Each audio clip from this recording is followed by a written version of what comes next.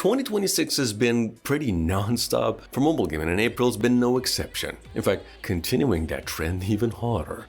Hello friends, this is Mobile. Today we're breaking down over 20 more new mobile games of April you need to try before everyone else.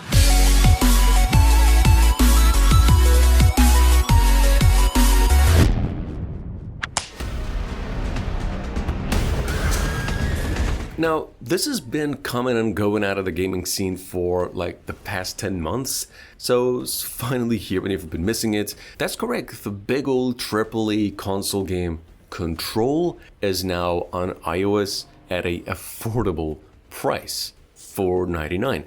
Yeah, well, this one feels kind of unreal right now. We're talking full Ultimate Edition, not a spin-off, not a cloud version, the actual game, rebuilt for mobile. That's a massive deal, besides the fact that this is one of the most visually insane action games ever made. Now it's just ready to sit in your pocket, and depending on your OS, it can take up to 45 gigabytes of storage. It's an offline game and also works with a controller. Revolution. In Mirage City, you don't just play the game. Coming up behind that at number 2 with Gangsta Mirage City, which in short is mobile Grand Theft Auto and not a single moment of shame admitting to it. And believe it or not, that is exactly the appeal. You've got the full Sandbox package here. A big city, cars to jack, heists, getting into shootouts, getting to build your own empire, and it doesn't just stop at that. You're buying businesses, stacking money, unlocking missions, the whole climb. In fact, what stands out is just how much it tries to do this game. The cinematic missions, the PvP, races, full character customization, it actually gives you things to work toward. Anyway, it's a free game, it's online, about 7 gigabytes as well.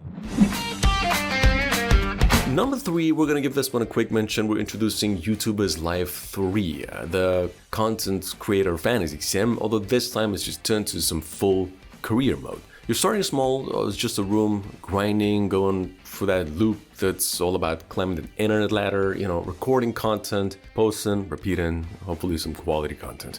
Anyway, what makes this more than just a clicker sim, per se, here is the progression fantasy. You get to get better gear, better setups, hire in a team, and eventually live in that YouTuber mansion dream. It's very much a grind to glory type of game, but wrapped in that modern creator economy vibe as well. It's a demo, but 1 gigabyte in total. Void Stalkers is one of those low-key drops that could either surprise you or completely just mess with. On paper, it's pretty simple, like you're an investigator walking into an abandoned hospital place, but the whole focus here is psychological pressure. It's not just jump scares, but that slow, creeping tension where the scene, the lighting, and the sounds are all doing most of the talking. But what stands out in this game is just how much it leans into atmosphere, the shadows, the audio, and then eventually, of course, the story. And for half a buck, it's not a free game. You get a pretty short story, but a very fat, dark vibe as well. Core Runners, on another hand, is just straight up mobile Overwatch energy, but it's also trimmed down into these quick 5-minute matches that fits any situation. It's your classic 5v5 hero shooter setup, abilities, roles, map control, but it's faster, more pick up and play. Controls are exactly what you'd expect on mobile. It's pretty smooth, customizable, so you're not like fighting the game itself while trying to win the fights. And where it does click is the heroes. Each one plays different enough that you'll naturally find your main somewhere in between, and the game itself leans into that playstyle variety pretty hard, in fact. It's not reinventing the genre, of course, but it doesn't need to either. It's just a pretty solid shooting game that knows exactly what it's doing. From a total disaster to a stunning masterpiece. For an indie game out of nowhere, we usually get either paid or much less but free colognes instead. However, except this time, this little fella does a bit of the opposite. That's right, Dream Home Design is a sort of a proven legit house designing sim game with just a good gameplay and a fine dose of content to get busy with. Nothing complicated here, just a steady progression from fixing to some clean luxury builds, meaning if you like fixing games, this one hits exactly that lane. There's just hundreds of furniture pieces and layout options, and it's less about the challenge, more about that creativity. It's a free game, offline, but 300 megabytes in total. Sandbox Next, which was just released after a year within the making, it's as if like its developers took a sandbox game and auto AI generated what would come out as a result if they like threw Fortnite and Minecraft together. It's an arena shooter, of course, where maps aren't just maps, they're tools, meaning you're blowing holes through the walls, creating angles, turning the environment into part of your playstyle. Pretty messy game. It is fast, not trying to be tactical perfection, but it's about adapting on the fly and just causing problems for others and winning. It feels more personal than your usual shooter. It's a free game, it's online, but 1 GB in total. Está mais pixelizado e mais perigoso do que nunca. Going down to number 8 with The Old Man and the Demon Sword. Now, we don't really get games like this. It's a brave one, to be honest. It's an arcade score chaser with a refreshing amount of personality, in my opinion. You play as Tano, which is this old dude teaming up with a possessed sword, and is slicing through these waves of fears or enemies in this pretty weird, haunted forest. You know, you jump, dash, parry, repeat until things get quite hectic. There ain't no complicated system here, it's just survival rhythm and reaction skills, and the difficulty ramps up the further you go. What's even better is that it's offline and it's free. The world of fantasy shouldn't be confined to the same old boundaries. Eternal Tower Saga just hit a global market, and for those of you who missed it before, it's the older MMORPG game Fantatale, and now it's just out there for anywhere you are. It's an anime MMORPG that really tries to be sort of everything at once, and somehow that's the whole point with it. There is like, I don't know, tower crawling, boss fights, PvP, the environment, guild wars, housing systems, mini games. It's like someone said, what if we just built a second life, but like make it grindy and very anime? And it's not just the autoplay fluff, it's less solo grind, more online world you want to live in between fights with friends. Pretty cool game, it's about 5 GB in total.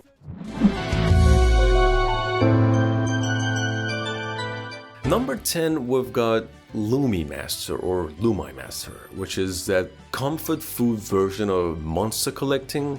Cozy vibes just all the way. Where instead of pushing battles or competition, this one's all about wandering around, grabbing Lumais and slowly building up your collection and your home.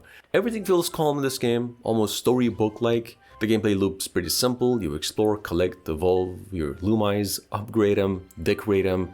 Even when you're offline, your Lumais are still doing the thing and working for you. It's a log-in, vibe, improve your little world type of game. It's free. You must be the new servant. With a new Rusty Lake game, in case you missed it this week, it's called Servants of the Lake Lite.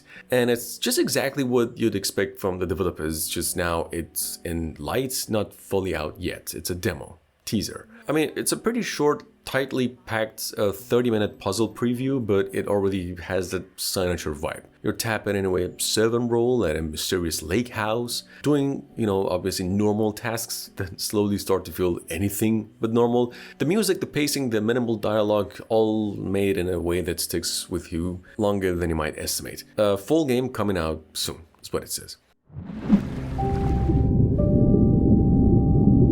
Coming up behind that at number 12, it's Volley Girl developers' new game called A Girl Adrift. And this was also a pretty cozy comeback story, and it's wrapped in a fishing RPG, and it really leans hard into emotional matters. You're not just fishing here, but slowly building that sense of connection the series is known for. It's part idle progression, part exploration, part something else, and the loop's pretty simple too. It's a kind of game you end up staying in just longer than it planned, just because it feels calm and weird at the same time. Going down to number 13, we've got God Rivals. It's a roguelike, or rather action RPG like Hades, or rather inspired by Hades, where you're just born to run, die, learn, repeat, but it knows exactly what it is. Like every run throws different upgrades, so your build constantly shifts. Sometimes you're just a clean fighter, other times you're accidentally becoming an overpowered beast. The roguelike loop is the main hook here basically because it's not really reinventing the genre, but it's clearly built for people who do like the combat. It's online, however, about 1 GB in total. You all remember the mobile game Acecraft or Cuphead? Take their charm, give it to Goddess of Victory Nikki, the anime game, and you might actually get what we've got over here, Attack on Zombies. It's a casual shooter where you're holding the last line against zombies, but the real hook is just how messy it gets every run. It's less about precision shooting and more about surviving long enough to break the system. Think garden defense meets roguelite and some deliberately over-the-top action as well. It's also offline. Anyway, Battle Through the Heavens has actually been out in China for a good few months now, finally global, and it's one of those anime RPGs that knows exactly what it is, who it is for, and goes all in. Meaning, if you're into that power fantasy grind, this is just it. You're starting as a nobody, climbing all the way up to god tier status, and combat leans heavy into over-the-top slashing. There's PvP team fights, nothing subtle either, not minimal, but pretty grindy, loud, and just build around that get stronger, hit harder, look cooler loop. Number 16 we have Hearthside, and Hearthside is just one of those games once in a while that's just made deceptively chill, where you won't even realize it until it's just too damn late. You're all hooked. At first, it looks pretty simple. It's just merging these tiles on a board, but the deeper you go, the more it turns into a legitimate strategy puzzle game. Space is tight, placement matters, and one smart chain reaction can carry the whole run. It's got that cozy medieval vibe too. Pretty clean, no stress, but on the data it's all planning. The kind of game you open to relax and then realize you've been locked in for like way longer than planned. No, guys, Drova is definitely one for old school players. It's an RPG, classic, that doesn't play around. Like, here's the keywords for this game: grim, Celtic, harsh, brutal, and you're just thrown in as a basic nobody, and from what the game expects you to fully earn everything and fight. You're constantly learning, adapting, surviving off what you can figure out, find in the world. Combat is another big thing. It is not just button pushing, it's flow based, and it's pretty hard. Just more of that old school RPG with modern depth. Highly recommended if you're rooting for a rather difficult RPG classic.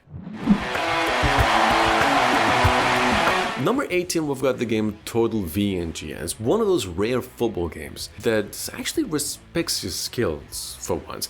Meaning you do most of the work yourself, not autoplay or stat padding. Instead, it's manual controls, real physics, AI that reacts to it, even the VAR systems in here as well, which is kind of wild for mobile. There's no pay-to-win nonsense, just building squad, tweaking tactics, outplaying other folks in AI in real time.